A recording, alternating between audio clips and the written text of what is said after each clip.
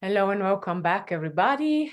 You are listening to a new episode in the interview series of The Amazing Autistic Woman. I'm Tanya, your host, and I'm glad to have you back. In this series, I interview women on the autism spectrum, showing their everyday life struggles, problems, and limitations. And I do that because autism is something invisible. You cannot see the limitations that we have, but I think it's important to show that to the world. If you like these interviews and want me to make more of them, please consider donating. I have a GoFundMe campaign and the link is below. Thanks. Now let's welcome today's guest, and this is Jennifer. Hi, Jennifer. Hi, Tanya. It's so good to be here. Yes, thank you for coming. So Jennifer lives in Texas and she Mhm. coaches neurodiverse people, and she used to be a complex trauma therapist. Would you like to tell us a bit more about that work you did? Yes, thank you so much for having me. So I am a retired complex trauma therapist. I retired about a year ago this month, in June of 2022. Um, and there were a lot of factors that went into that decision to retire. Mostly just kind of needing a change of emotional landscape after 15 years, working with folks who are coming out of religious trauma and coming out of like complex trauma situations. And so after I closed my practice, I decided to pivot into coaching and consulting, which I had done some of in the last few years of my therapy, along with my therapy practice, but now moving into that full time. And so I am a neuro inclusive business coach and support other neurodivergent founders, leaders, executives, and professionals in building sustainable, accessible, and profitable businesses and careers. Sounds good. Mhm. How did you come up with that? Why did you want to change your career? So part of it is my own kind of woven into like my own story of coming into my autistic ADHD identity, which looking back, I see that that journey began many years ago, but I didn't know that that was the journey I was on. Um, More at the front of my consciousness and awareness, during during the pandemic, like so many other folks I am meeting, um, there was just a lot of conversation, I think, with some of my clients who are being curious about exploring their neurodivergence, exploring like I seem to resonate with what I'm seeing being described about autistic experience or autistic identity. And as my clients were exploring that and talking about their journeys, it was resonating with me. I was having this experience of like, those things sound real familiar to me as well. So that prompted my own journey of exploration into that. And then as a result of kind of coming into this awareness of how my brain works, let's see, it was a couple years ago. I was 42 at the time. So it just um it I mean it changed everything about how I understand myself, and including thinking about what what I need in order to build a sustainable life that works with my brain and with the rhythms and the flows of my energy and like the internal resources that I have. So that began the process of thinking about, really, is therapy work sustainable for me? And at that time, the answer came up as no. And there are a number of additional factors that went into that decision, but over a long period of time of maybe like 12 to 18 months, I went through the process of thinking about, um, pivoting careers and what that might look like. And ultimately, I came to coaching. And at the beginning of launching my coaching business, I wasn't exactly sure who I wanted to be working with, what kind of coaching I wanted to be offering. But as I was seeking out resources in, like, for myself, of how to learn how to build a business and how to build a profitable, sustainable business, I found that there was a lack in resources specifically designed for neurodivergent entrepreneurs. Yeah. And yet still many of us turn to entrepreneurship because mainstream work world has failed us, right? It was inaccessible to us, didn't give us space to thrive in the ways that we thrive.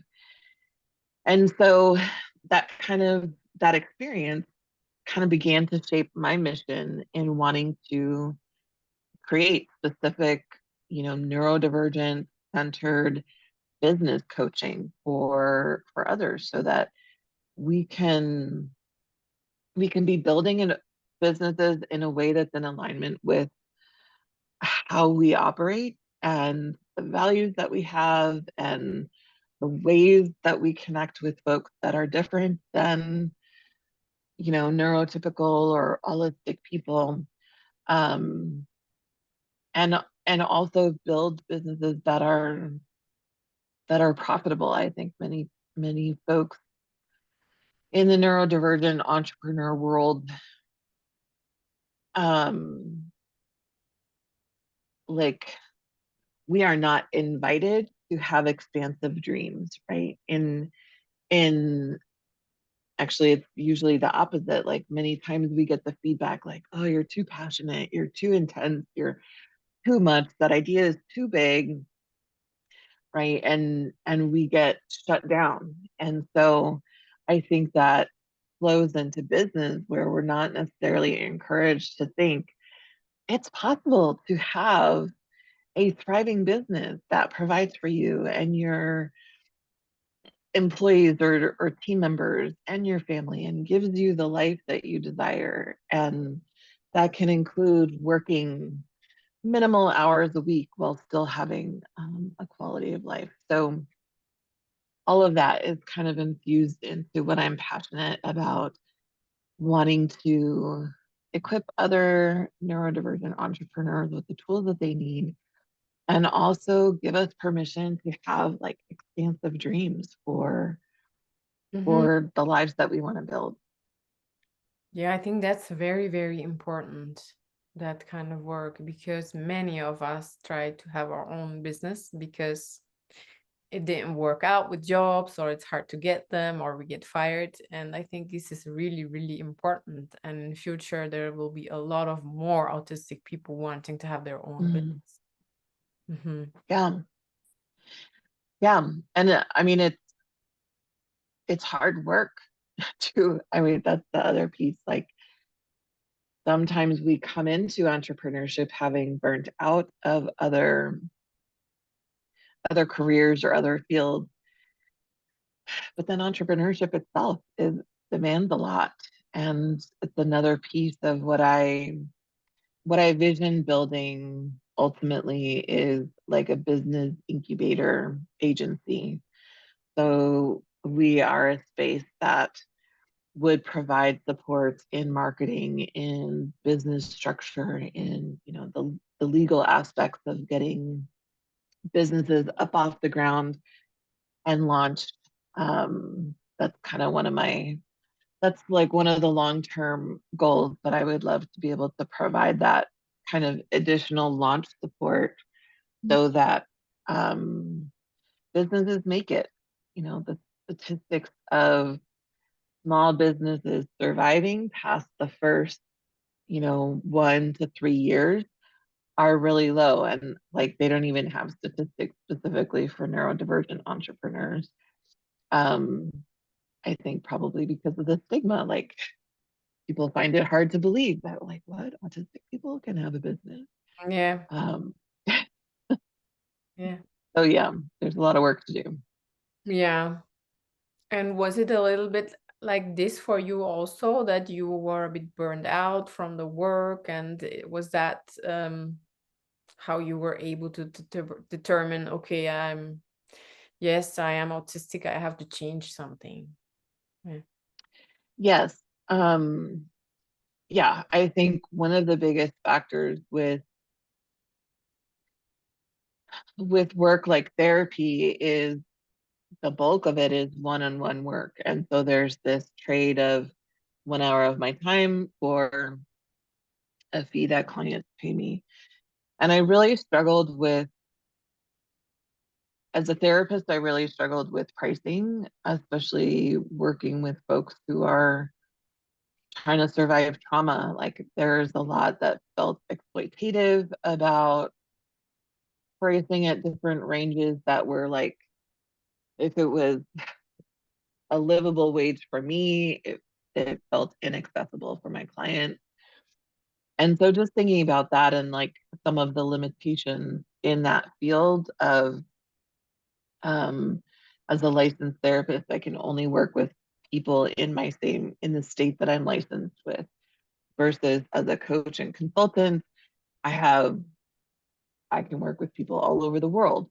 So there's a much broader, audience that I can connect with as a coach, as well as different ways of funding my business that don't just rely on the individual, but can come through like con- corporate consulting, or can come through doing work with a group of many people instead of, all one-to-one. Although I do enjoy doing some one-to-one coaching. Hmm.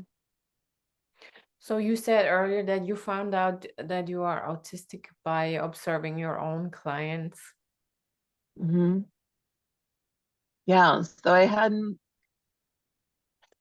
because I work in complex trauma, and PTSD and complex PTSD are types of neurodivergences. Hmm. I don't know what the word is, but under the neurodivergent umbrella, and in addition to autistic and ADHD, also include things like PTSD and complex PTSD and a whole host of other ways of the brain being. I remember years ago, I was having realizations of the link between, well, the traits of someone who's experienced complex trauma really look very similar to someone who's autistic, and how I remember thinking as a clinician, like, how do I work to distinguish between like what's an innate thing like autistic identity that somebody is born with versus an acquired neurodivergence that comes from something like complex trauma. So those were some of the curiosity things that were, kind of swirling around my mind around like 2016, 2017. But I didn't have a lot of resources, like as I tried to look up and research, there just was not a lot. And I think that was at the very beginning of this wave of awakening that we're in, and we're seeing right now, of more and more women, more and more gender expansive folks who were socialized as girls, realizing that that socialization essentially taught us how to mask our autistic traits, and kind of like that teaching, sit still, make eye contact, focus, behave yourself. All those things teach us to mask, neurodivergent qualities rather than to express them. So like many other folks, I was in this place of having had my clinical training around like kind of this very narrow stereotyped idea of what autism looks like based on like white boys, right? And how they present. But then there is this, then I was hearing narratives of other women and other gender expansive folks talk about their lived experience of being autistic. And I was connecting with that. And so that's kind of where that awakening came from of like, well,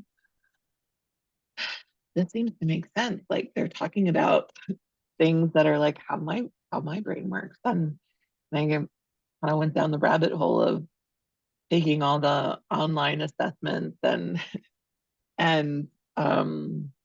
you know profiles that I could find um for like late identified autistic. Mhm. And you mentioned the mask before. Mhm. So I guess that's one of the limitations you experience in everyday life. Are there more?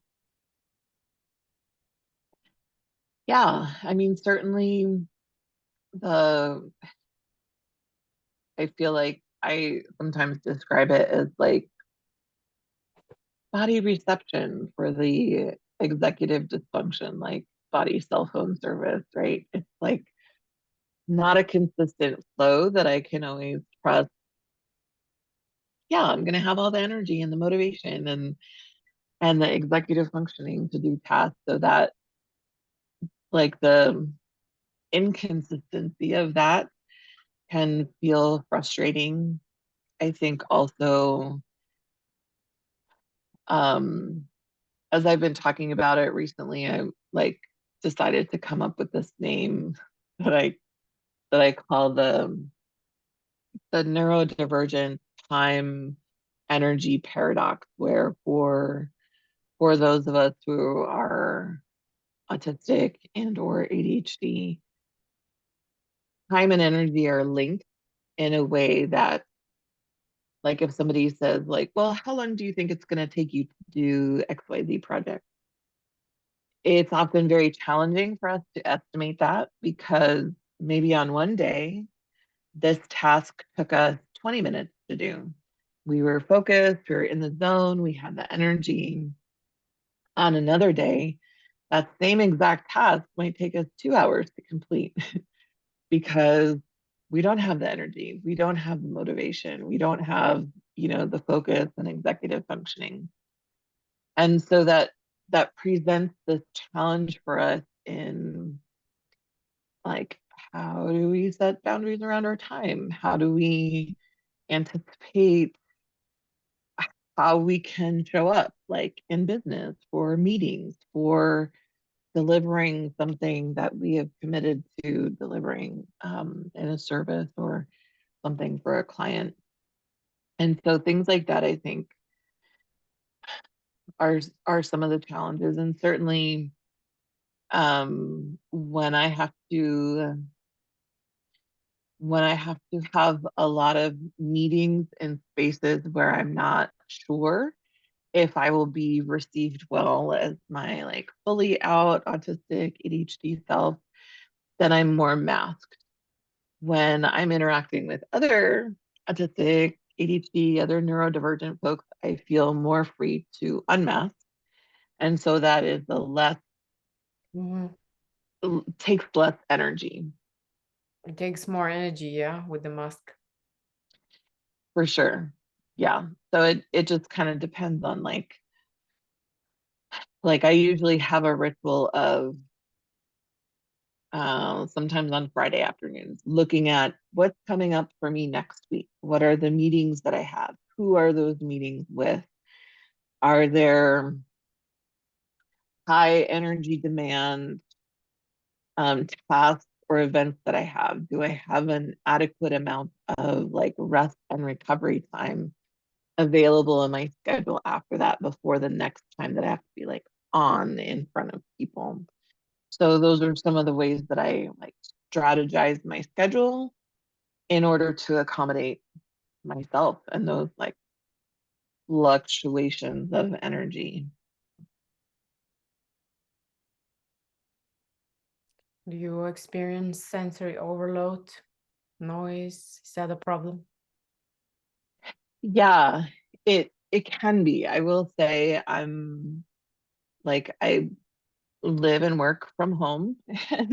And so I have the opportunity to create the kind of sensory environment for the most part that is most compatible with me. Um, but certainly there are times like recently there was a house in the neighborhood that was getting their roof redone. So all day was the sound of nail guns hammering into a roof. Yeah. And I just like at the end of the day when the workers were finished, I felt my whole body relax because I was just like tense all day with that constant intermittent sounds of nail guns. So yeah, there are times if I'm out and about in the world exposed to like environments where I don't have as much control over the sensory input. Um, I I need to be strategic about that. Mm-hmm.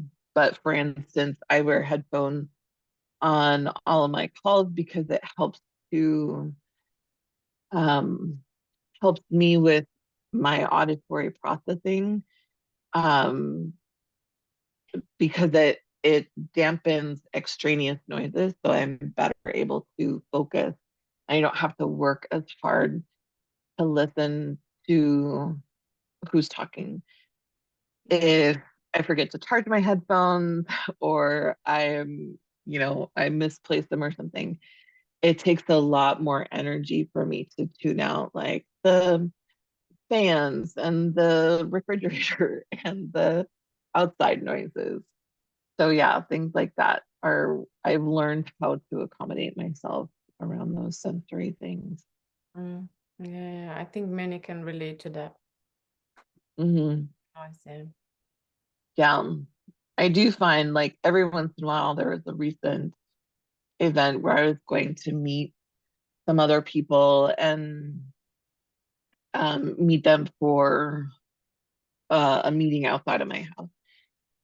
And there was this whole series of events that led like I left the house a little bit late and then as I was driving, I hit the evening train, which is a long, long train. So the traffic was stopped for a while this super long train was passing. And then at this next part in, the journey there was construction on the road. So I had to take a detour that was unfamiliar. And then when I got to the place, there was no parking. And I had to loop around multiple times just to find parking. And I found myself so close to like, you know what, I'm just gonna cancel. I can't handle any of this. I'm gonna just like break down over the fact that there's not a cart, not a parking spot. Thankfully, someone left at that moment and I found my parking spot. But it was one of those experiences that like too many things happened outside of my control and not according to plan that that just threw off my whole energy and vibe and I couldn't like it took me several moments in my car once I found that spot to just breathe and reground and center myself. And it was, like later I was thinking about, gosh, that was so dramatic. Why was I about to have a breakdown over not finding a parking spot?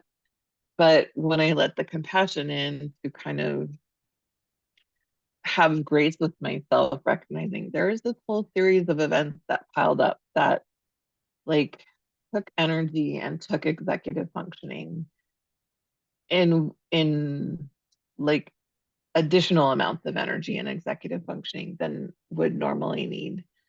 And so those are the kinds of things that I can experience with like situational sensory overload of like, okay, my whole system shuts down and it's hard to function. Yeah, the what you described is with the series of events is what happens when things don't go according to our plan, right? Yeah. When we I plan something in the brain step by step, and then doesn't go that way, and then the next term also doesn't go that way, and the next step is too much. yes. And It's, yeah, we it's don't want, wild. yeah, we don't want that. We don't plan it, but something is happening. It's out of our control. Yeah. I remember before I was aware of my of being autistic, I was trying to describe to a friend when um I I was at a workplace where supervisors had access to my calendar and they could add meetings to my calendar without talking to me. And that was incredibly stressful for me because I would have a plan for my day and then suddenly, like a surprise meeting would pop up. And I remember trying to explain to a friend the effect that that had on me. And I didn't have language for it, right? Because I didn't know at the time, like I'm autistic and ADHD and like unplanned, unscheduled changes are incredibly disruptive to my nervous system. So I would just say, I was like, it's like I get hangry, but like with my schedule, because I would hear friends talk about like when they have gone too long without eating and they're just immediately like can't function. They're just breaking down. They need to be fed and then they will be okay. And I always felt like I kind of feel like that, but with my schedule. Mhm. And it helps. They understood. Yeah, they were like, that's kind of weird, but I get it. You already came up with some strategy you used to cope with the limitations when you talked about the car situation. Mm. Want to give us a list of things that you came up with to cope with the problems?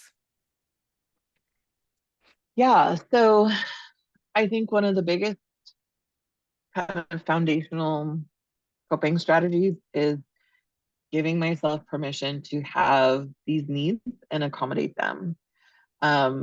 It's surprising to me how when I came into my autistic ADHD identity, kind of how easy self-compassion was for me in terms of, oh, this isn't because I'm like lazy or just, a mess of a person. These things are happening because my brain works differently. And so that it like that gave me permission to accommodate myself. So if I put on a piece of clothing that my skin can't tolerate, I give myself permission to change or donate that article of clothing. I don't need to just like suck it up and deal with it, even if it's uncomfortable. So that's a significant thing that kind of works across my life. Um, I have been better about like setting boundaries with if I'm just tapped out of energy and had plans to have a phone call with a friend or do an activity, I'm more honest about letting them know like, hey, I was really looking forward to hanging out with you. I'm out of energy and I need to reschedule. When is the next time that we can catch up? So just asking for what I need in more areas of my life and being open with my clients, being open as a business owner. Hey, I'm neurodivergent. I'm going to do things differently. There's going to be times where I, forget to email the thing that I told somebody I would email them. Like, so you are welcome to send me a reminder, like, hey, what was that resource you said you would send? And just kind of challenging in general, kind of challenging the notions of um, what is professional and helping encourage folks to deconstruct many of the ideas we have about what's professional is ableist and is rooted in like white supremacist teaching. And so, what if we have a more expansive and kind and patient view of, allowing people to have space for days where they can't show up or they can't be on or they need to make changes.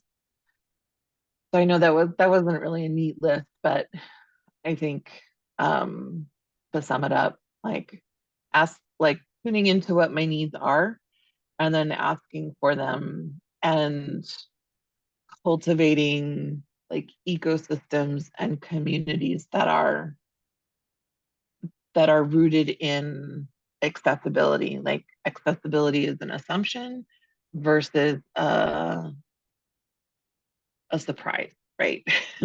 I don't know. Like I feel like in many spaces, somebody having an accessibility need is like, oh gosh, what do we do with that? Versus if we begin to build spaces where like, yeah, accessibility needs are given. What's yours and what's yours, so we can make that happen. Mm. Nice, yeah. I think it's important to to listen to our needs, to hear them, Mhm. and Yeah. then act on them, as you said, yeah. Yeah.